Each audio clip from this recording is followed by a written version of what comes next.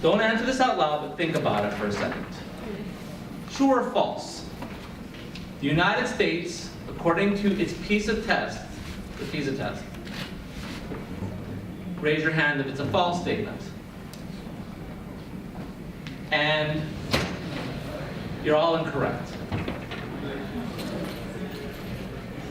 You're also all right. If you look at the scores, straight as they may be, yes, America is in the middle of the pack. But if you look deeper and you norm for one thing, poverty, America actually scores the top in the world. If you look at communities in the United States that have less than 10% poverty, just like those countries that have less than 10% poverty, the United States scores better than all of those countries. If you look at counties in the United States that have 10 to 20% poverty, the United States compared to countries that have 10 to 20% poverty scores the highest in the world. And if you go through every single thing like that, you would see that the United States, when you norm for poverty, has the highest scores. So back to the original question, does America have the best schools in the world? And the answer is yes, if you're rich. In America, we do not have a problem with our schools. We have a problem with the inequality of our schools. If you live in a district that has lots of property value, and it's a wealthy district, and you have the best teachers, and you have small class sizes, and you have this beautiful building in which you learn every single day, you are getting the best education in the world. And then if you go to a school where the roofs are falling in, you're packed 40 kids and don't have desks, my Campbell teacher's going, hey, that's my classroom. And every day you go to school and you don't have a qualified teacher, then that is oftentimes the problems that we have. So if we really want to solve our problems, not to knock my fellow speakers in the rooms next to me, innovation is nice. All these other programs are nice. But the first thing you need is a classroom that's not falling down. You need a qualified teacher. And those are the things that are the most important. So let's look at Hawaii. Let's look at what's going on, and then how do we solve this? So, I'll ask you first. Hawaii's DOE's budget is $2.8 billion. Is that a lot or a little? This is the one district. Hawaii's one school district. It is $2.8 billion. People hear $2.8 billion. That is a lot of money. And that's the problem. We look at that number by itself and it's meaningless. We have no idea if it's a lot or a little. If it's one student, well, that's, little Trump over there, okay? He's got his $2.8 billion school system. So in order to do apples to apples comparisons, we need to compare not just an amount. Because if I put out that amount, man, that's just going to scare people.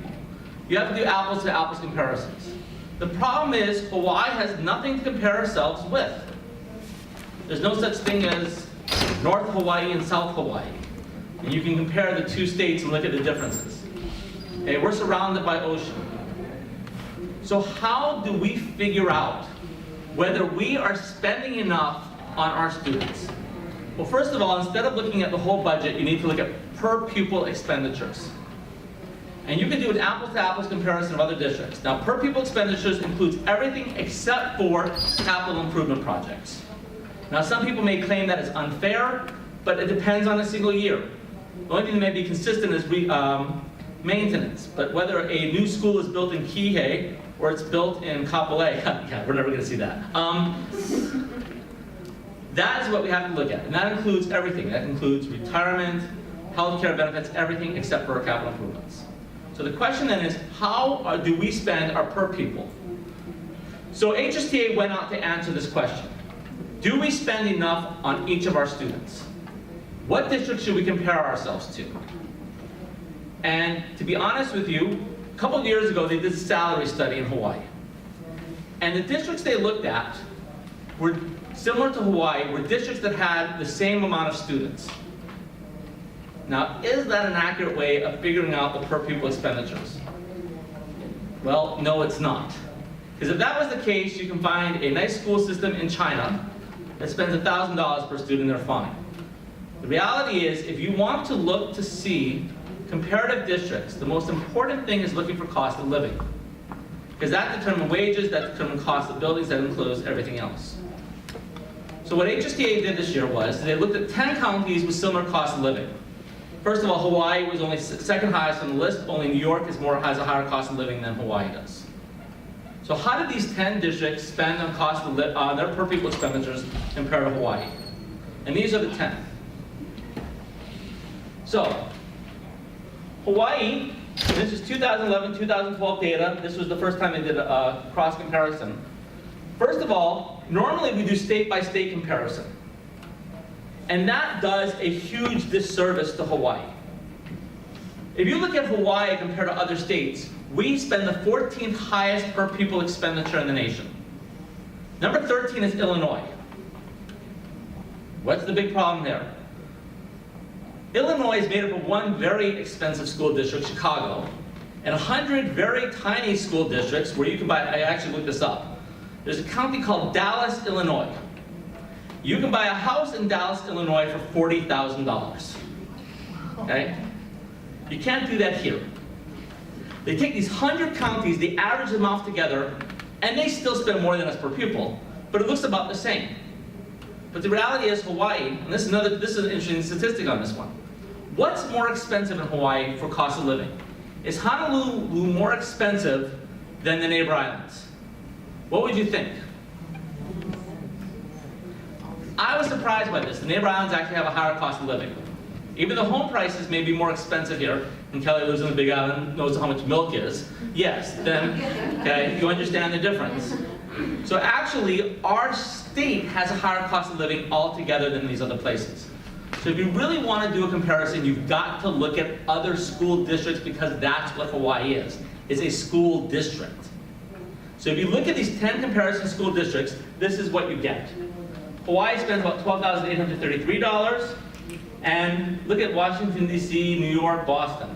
They spend about $23,000, $25,000, $26,000. So some of these school districts are spending 5, even double the amount that we are. And I'm telling you, you can get a lot of money for the bang for the buck. There are some districts that spend less than us. Oakland, San Diego, and San Jose. I'll get to those in a moment. But if you adjust for cost of living, we're lower than even they are. Okay, so we're on the bottom sort of there when it comes to per pupil expenditures. The other comparison is this. Some people may not like it, but how much does it cost to educate a child in Hawaii? Again, all of our students, the one really good thing we do in Hawaii is that we equally underfund our schools. Okay, whether you're not a Kuli or a Kalani, whatever it is, all schools are equally underfunded. So we don't have a rich district and a poor district. On the mainland, that's part of the biggest problems they have. They base it on property taxes, and you have rich districts and poor districts. We just all have a bunch of poor districts. So we have to look, if we can't compare it that way, what we need to look at is our private schools. This is the tuition costs for these schools. Now I want to point out a few things that need to understand this. First of all, is that is not their per pupil expenditure. Because most of those schools have endowment costs that are thousands of dollars more. For example, at Punahou, they have a $5,000 endowment for each student. The other thing to consider is this. Over half of the students that attend public schools in Hawaii are on free and reduced lunch. We don't just pay for them to go to school, we pay for their food, we pay for their busing, we give them books. All of those things for private school may be taken out of the parents' pocket in addition to everything. The biggest other thing you have to look at is this. $14,000 seems like a lot of money. Again, when you minus those food and other stuff, it does decrease that. But the biggest expense is not all students in Hawaii are the same. Special education students in Hawaii are extremely expensive. I know when I was at Campbell, we almost have our own little medical corner where we have one-to-one services for some of our students. That's extremely expensive. I'm not suggesting we stop special education, of course not. But the reality is, when the Felix case occurred, and we sued saying that our special education students are not getting the services they needed, they did increase services for special education, but they did not increase funding. So the problem is they're taking away from regular education students in order to pay for special education. So if you take away the special education costs, then the reality is that it's more closer to $10,000 for a regular education student in Hawaii, compared to, say, the Punahou schools is $30,000. So you're spending almost 3 times as much per pupil as the public schools are. So either if you want to compare to schools on the mainland who are similar to cost of living as Hawaii, or you want to look at private schools in Hawaii, the conclusion is pretty much the same. We are not funding our schools very well. So, what is the impact of that? First of all, what is the most expensive thing in the district for the schools? Teachers. So let's look at how those other districts pay their teachers. So we pulled out their salary schedules for each of these districts to look at how much they pay them. And this is what a starting teacher makes in each of these districts. New York City and someone doesn't like my statistics. Did I really just lose power?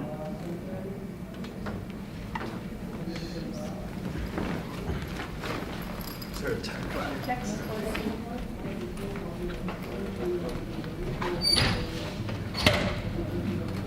That was just dramatic. So, beginning salaries, this is what each of these districts were paying their beginning teacher salaries. Only ones that were lower were Oakland and San Diego and Hawaii. Then we looked at highest teaching salaries. Okay, and I definitely want to work in New York City. I know they got a high cost of living there as well, but they can see significantly they pay their teachers a lot more than they do in Hawaii. In fact, all those districts are paying similar amounts. I see Joan Houston in the back there. Hi, Joan. Hi, Corey. You remember when you were asking for $100,000 for teachers, and that was like 20 years ago? Okay? I mean, the idea was right, but we're still not even there. Not even today, we're even close. Now, all of you looking, you're probably thinking Oakland, California, wow, at least someone's worse than we are. But the reality is, Oakland, California, for number one, they get free medical, 100%.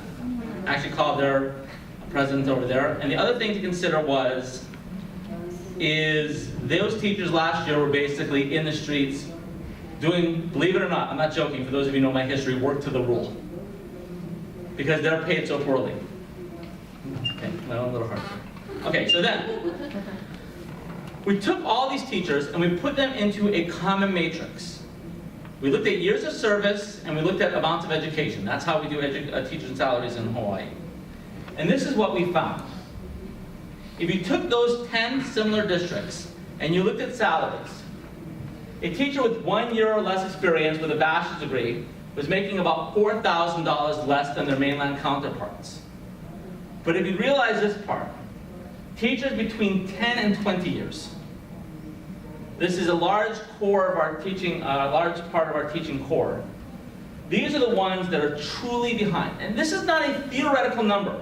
This is not saying if we adjust for cost of living or something else, because people say it's, cost of living is always high in Hawaii. This is not the highest teacher salaries in the United States.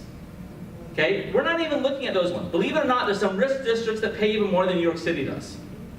Remember on the mainland you have rich counties and poor counties? So a lot of these cities have rich outlying counties that pay even more. When I put those numbers in, it became so ridiculous that if I showed it to the public, they'd just go, those are unreal numbers. So I picked the lower numbers, and they're still unreal. But the reality is this, is that these 10 years and 20-year teachers are the ones that are truly getting screwed in Hawaii's public system. That those teachers are making anywhere between $15,000 to $26,000 less than other school districts. So these districts are paying their teachers a lot better than we are. So people will look at the statistic, and I've heard this before, they say, well, that's the cost of living in Hawaii. And that would be the case if we could have lots of teachers that are willing to volunteer to be teachers. Well, we're sort of doing that now because half of our teachers do have second jobs. Okay, teaching, as one person told me, they said it's not a job, it's a hobby. Okay, and sometimes that's the way we're paid. So this is what it comes down to. Starting teachers in Hawaii make about $4,000 less than their mainland counterparts. Our middle-to-career teachers about $15,000 to $25,000, and our most experienced teachers about $10,000 to $15,000. So this should be embarrassing, and it is. Last year, this came out. Actually, it was a couple months ago this came out. It says, Hawaii is the worst state for teachers. You would think that after this, the public would be screaming for change. This should be embarrassing. Last year it came out about how many teacher shortage we have. It became not only a national story, an international story. Come to teach in Hawaii for $60,000. Teach in Paradise for $60,000. Firstly, it's totally inaccurate because a lot of teachers are not making that much. So, what happens when you pay teachers this poorly and you're ranked nationally as the worst state for teachers? What are the consequences? And this is what happens next. The high cost of low teacher salaries. And this is all data from the DOE employment reports. You can all find this data publicly. First of all, this is what's happening. Our teachers are leaving. And the number is getting worse and worse. In 2010, 2011, there's about 529 teachers that resigned. This is not retirements. This is not firings. This is teachers saying, I've had enough or I'm leaving, for whatever reason. And this has grown steadily every single year. The last year was 781. Now I saw a crazy, scary statistic yesterday. In the first 6 months of this year alone, over 500 teachers have resigned. Lynn, did you see that too? I heard it was actually 600. I thought the other 100 was the retirements. Okay? And I got that backwards. Okay. I did hear that yesterday as well. So Were you shocked as bad as I was? yes. That is a scary statistic.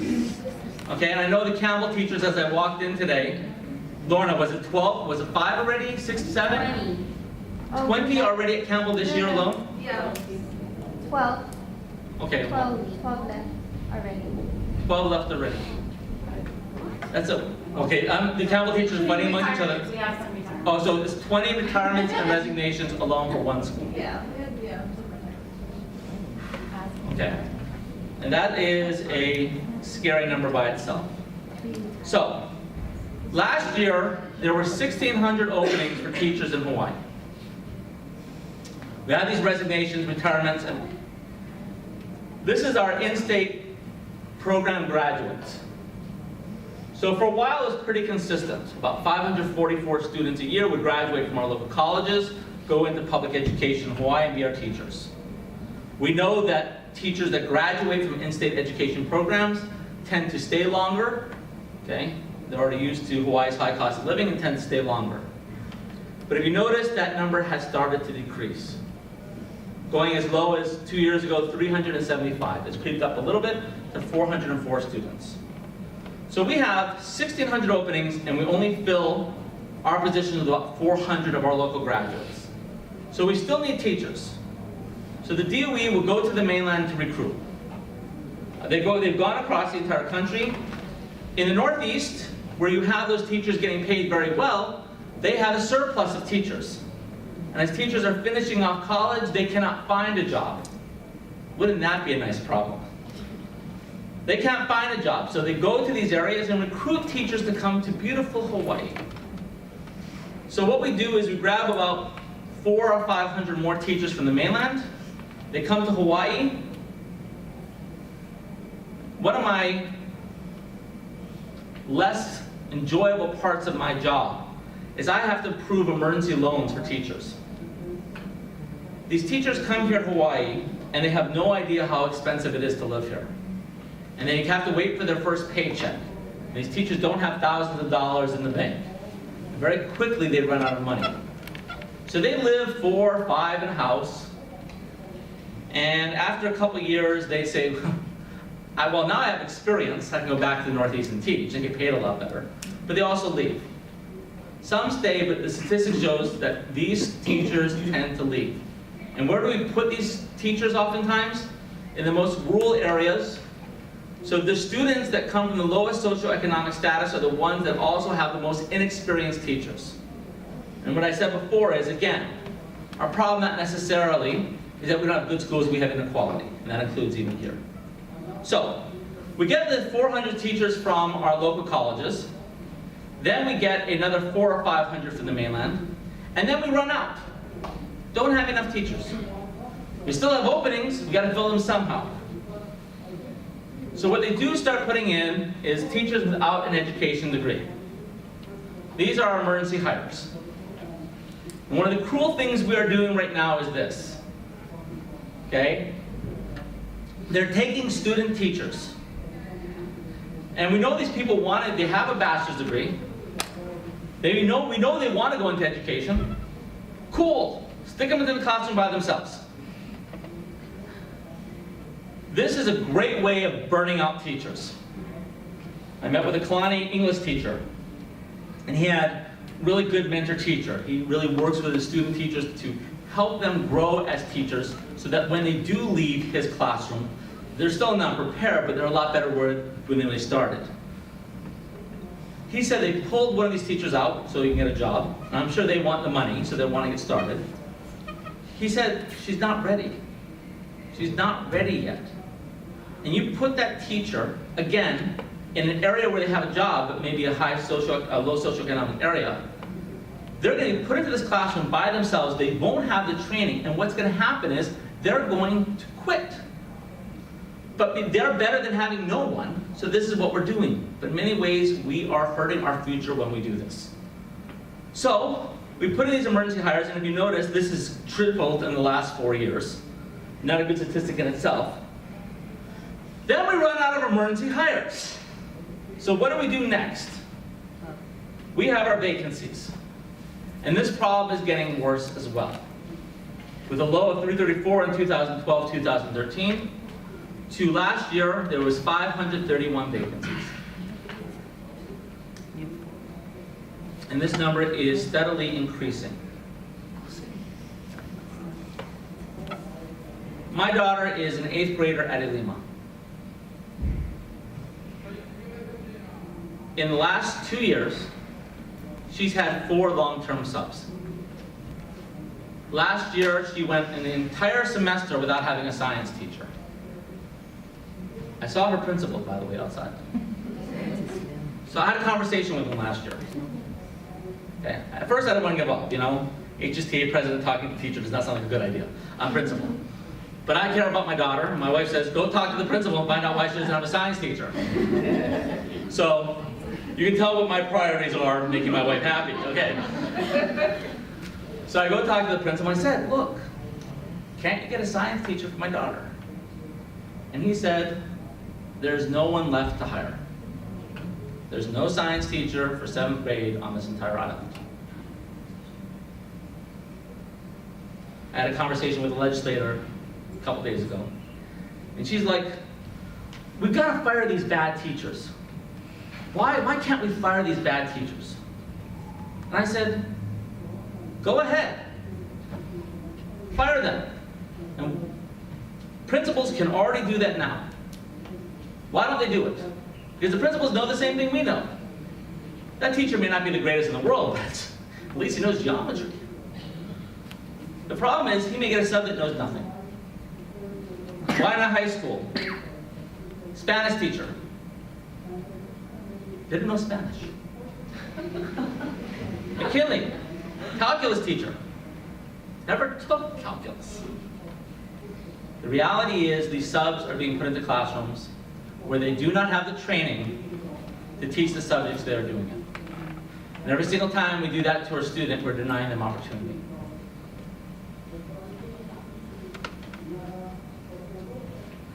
Every single day in Hawaii. This number's low, by the way. If you put in vacancies plus emergency hires, you're probably dealing with close to 9 to 1,000 teachers that are not qualified. If you do a simple math thing, and I know my teachers in the room are going to laugh at this, of 20 to 1. Yeah, I know. Cam was like, okay, there's like 50,000 kids without a teacher. But each day, every kids go to school and they don't have a teacher. What is the impact of that? 1 out of 7 teachers in special education are not qualified. That's the average.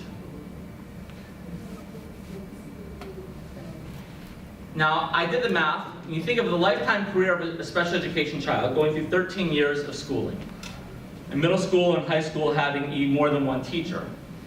But on average, at least they go 2 full school years without having a qualified teacher. You want to talk about an achievement gap. How can you deal with an achievement gap until you have actually every single year they actually have a qualified teacher? So oftentimes we're denying them the very basics of what they need.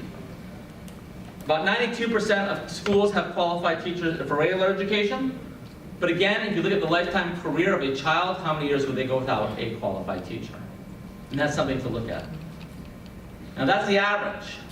And you know that in our areas like Leeward and things, that number is even higher. I forgot to mention this, and I should mention this too. So they're putting all these subs to be full-time teachers, so who's left to sub? Now they're running out of substitutes. On the Leeward Coast and other areas, the minimum requirement now to be a substitute teacher is you need a high school degree. That's the state we're in right now. So, what's the impact on our students? First of all, I'm not a crazy person on loving tests, but this is what we have right now. If you look at NAEP scores, okay, this is the national test given across the United States. It also includes Washington, D.C. and international, for those of you trying to figure out where 52 comes from. Hawaii 4th grade reading is 46 out of 52. 8th grade reading, 48 out of 52. 4th grade math and 8th grade math are a little better than the reading scores, but still well below the national average. 4th grade science, 42 out of 47. 8th grade science, 43 out of 47. Writing is a little old, 2007, but at that time it was 43 out of 46. And for ACT scores, although not everyone takes the ACT, but even those ones that do, were 48 out of 51. Those are the real consequences. How about the other one is this? It's called the pipeline scores. So the idea is this. If you don't want to use test scores, what other number can you look at to try to figure out how students are doing? And the idea is to look at how many students, 9th graders, will graduate high school, of that 9th grade that go on to college, and those that go to 2 or a 4-year program and graduate within 150% of the time, how many will finish that pipeline? Massachusetts, remember how much they pay in their per pupil spending. About 1/3 will finish that pipeline. In Hawaii, it's 13%. 87% of our students will not finish that pipeline.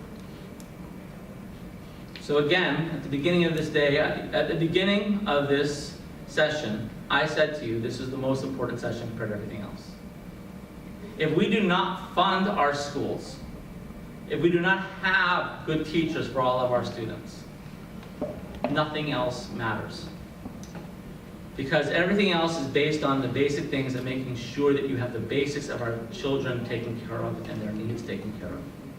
And one of our goals should be how to make sure that every child has a quality, certified, licensed teacher in the classroom.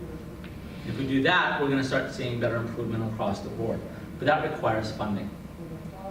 Now, what time does this session end at? Anyone know?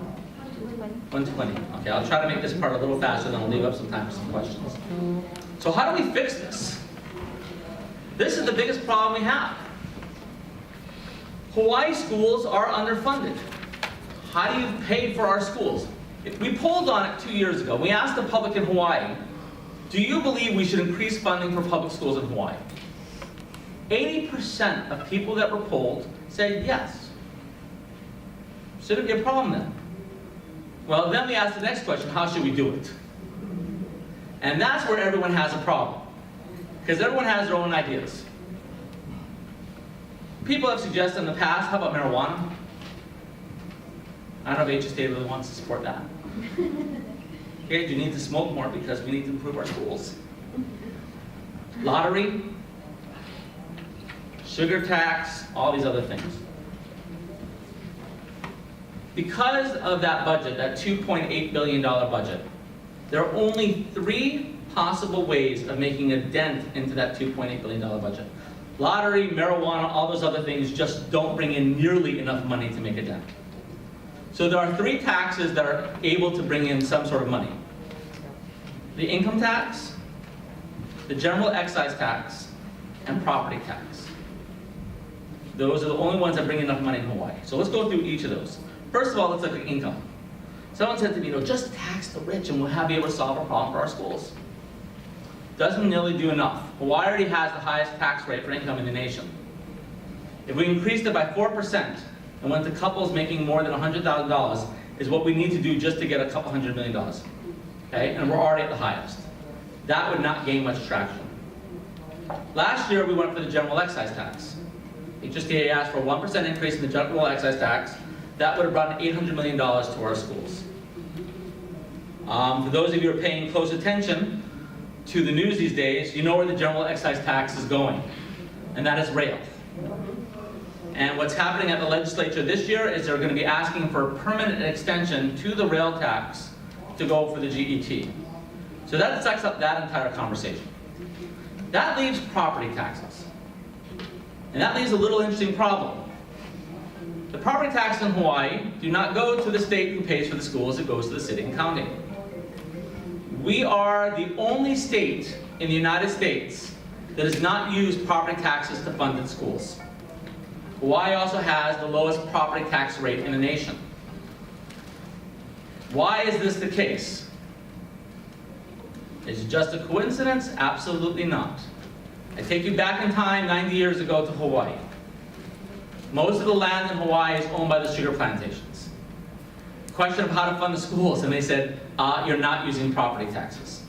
Because basically these big companies would have to pay for it. They did that not only to save themselves money, but they knew that if they created good schools, the children working on these plantations would get a good education and demand better pay.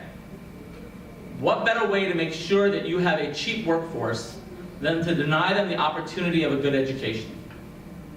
So Hawaii does not use property taxes, and we have the lowest property tax rate in the nation. So in order to change that, and by the way, it makes a big difference when it comes to wages if you look at a city and county employee compared to a state employee. All my teachers in the audience, I have a suggestion for you how to increase your wages. Quit teaching and become a trash truck driver. Starting pay is actually higher for a trash truck driver in Hawaii than for a teacher. Change this. In order to change this, you would need a constitutional amendment to give property taxes, part of it, to the state. People don't like to pay taxes.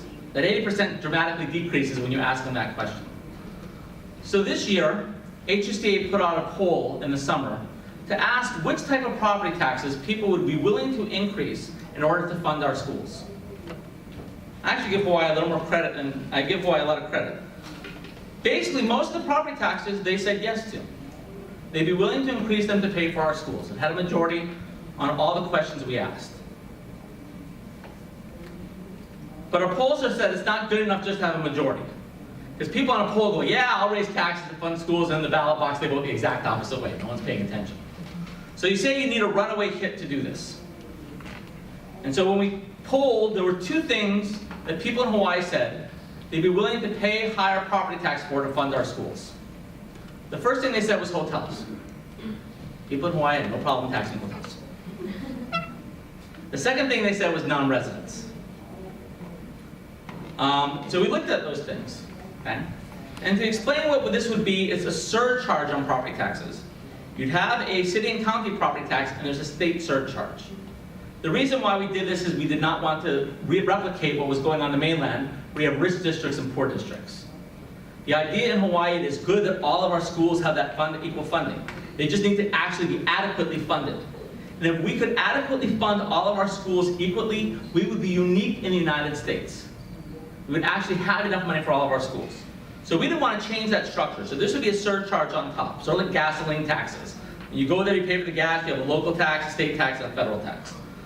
So the two taxes people said they'd be willing to pay for are the hotels and the non-residents. The only problem is you can't tax non-residents higher than residents. Sort of violates the whole pesky US Constitution thing. But you can tax second, third homes. Now, at the first when we looked at these statistics, we said, oh God, we're screwed. It just did not bring in enough money.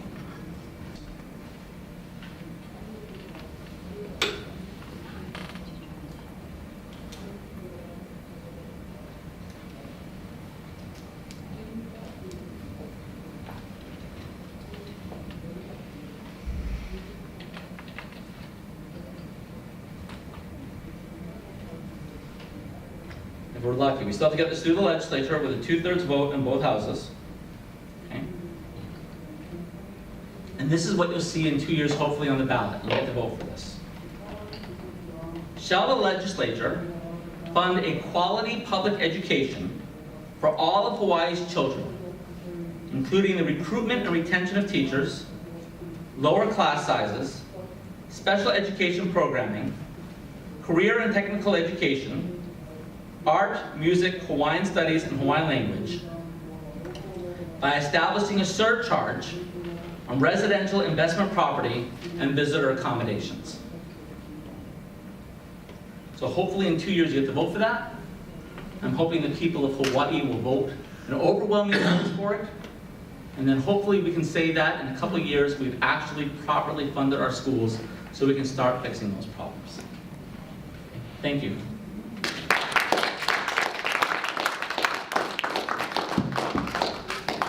Questions, please. What's the ballot number? Oh, you're way ahead of that. Okay, no. Which one did you? Okay, so we're trying to draft it right now. I want to thank Senator Kidani and the Senate Education Chair who will be introducing it for us. We've had really good conversations with a lot of legislators. They like it for two reasons. Number one, it gets to fund the schools. The other thing is it's a constitutional amendment, so they don't have to raise taxes. They're giving you the choice to whether you want to raise taxes or not. So that makes it a lot easier for them. There are only a few legislators that have told us no so far. If the legislators who have told us yes keep their word, and that's a big if, we think it will pass this legislation, and hopefully in a couple years we'll actually be able to put this on the ballot. This will be 2018. It'll be on. November 2018. It'll be on the ballot, people vote on this. Okay, yes? When are you introducing it? It'll be introduced in this legislative session. The legislative session starts in a couple weeks. We've been working on this bill for 6 months. We have worked language on this one. We're still working on it, literally as of this morning. We're trying to make it as complete as possible so that it will win when people see it on the ballot box, and also tries to get through as many loopholes as possible taken care of as well.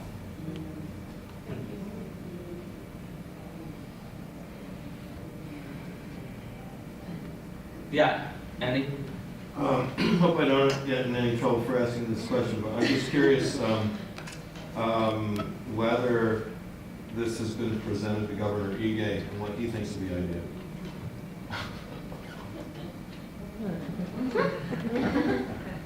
And Okay, Jones sorry. causing trouble. He's here today, if you look around. He left already. Yes, Governor Ige was presented this. If he's going to vote yes or no, Andy Jones, go ask him. Okay? I loved it. We did ask, and we showed it to him from the very beginning.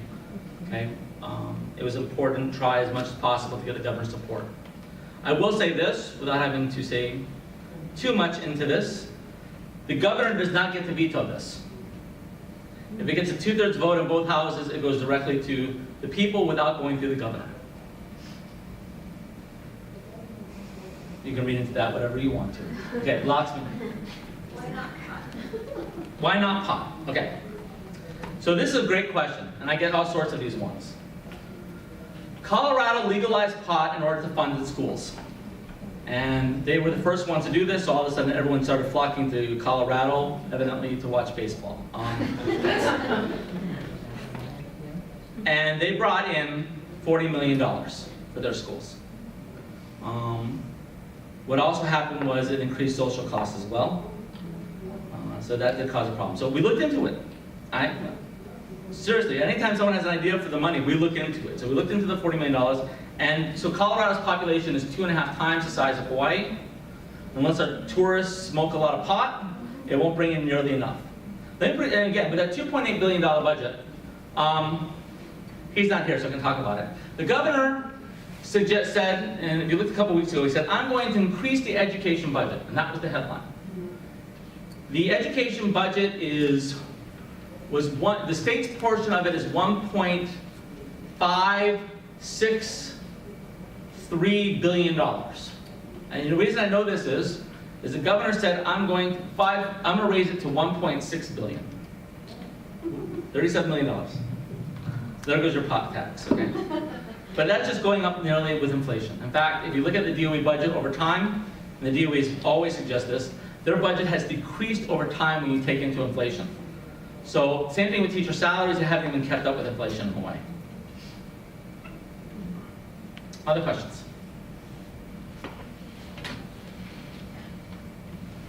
No, I was just trying to think of how we could make more work for you. But this kind of statistics, almost every single slide you showed up there, I would pretty much guess the public has no clue about.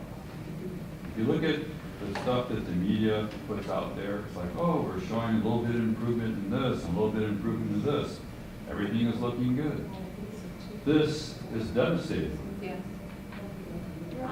How can we get the newspapers, and maybe it's like one article a day for a week, or there's a special section in the newspaper dedicated to this, or something. So on Tuesday, Hawaii News Now did cover a story about the teacher salaries. They did a good story on it. The Star Advertiser had a story on Wednesday's paper. People are like, oh, teacher shortage in Hawaii. We know about that problem already. It's sad in Hawaii that our school system and its underfunding and its teacher shortage has become so commonplace that people don't get angry about it anymore. If you see low test scores, people go, oh, we're just used to that already. I mean, part of the reason why I'm here today talking to you folks is we need people to get energized and to do something.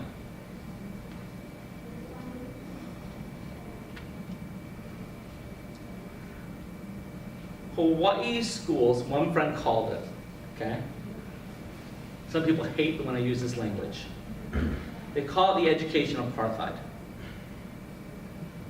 In Honolulu, 38% of people send their children to private school. And they have qualified teachers. They have their low class sizes. Someone was telling me yesterday, I think the average class size in Iolani was something like 14 students. Campbell's exactly the same if we reverse the numbers. And that makes a big difference. What would happen tomorrow if and they did this in Finland, by the way. They banned private schools. Who knows students had to come to Campbell? Do you think we'd have a problem of funding our schools then? No. Okay? The problem is when you take out such a large part of the population, and they don't. My dad, I'm sincere. My dad is a social worker. Started something called Adult Friends of Youth, who work with gang kids. Talking about my daughter not having enough teachers, and he goes, you know what? I know you're president of HSTA, but have you ever thought about sending your daughter to private school?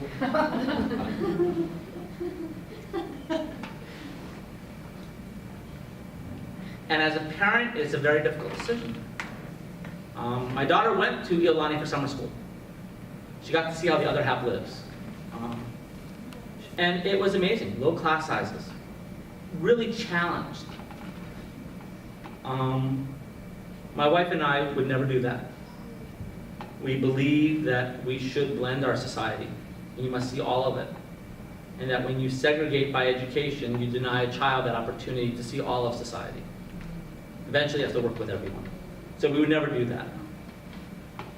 But it shouldn't be that if you have money, you're able to buy a quality education, and we deny that to other children. So I will tell you at the legislature, my biggest hypocrites are those that send their children to private school and refuse to fund their public schools.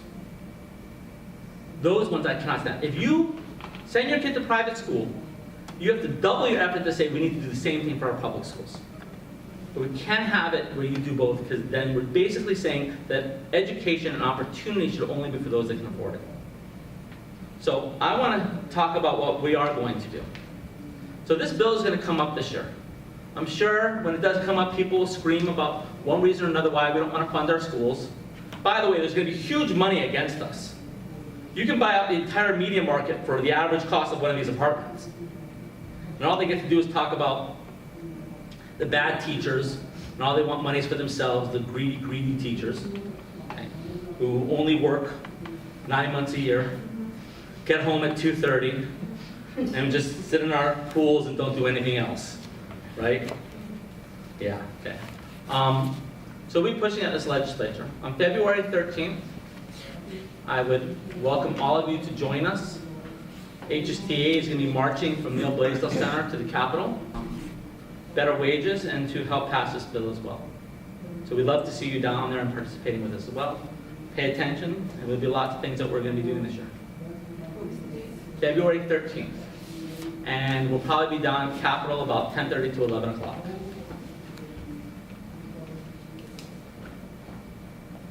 I have time for one more question. Have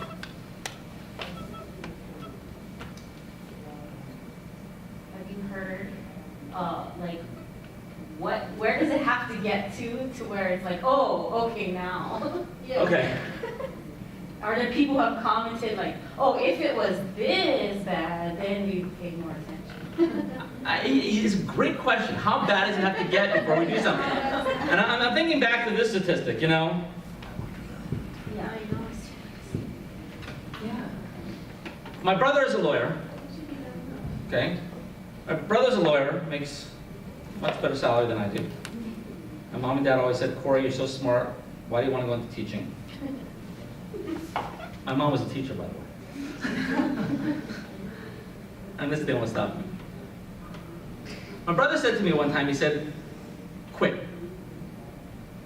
If it's this bad, quit. And if enough teachers quit, then they'll finally do something about it.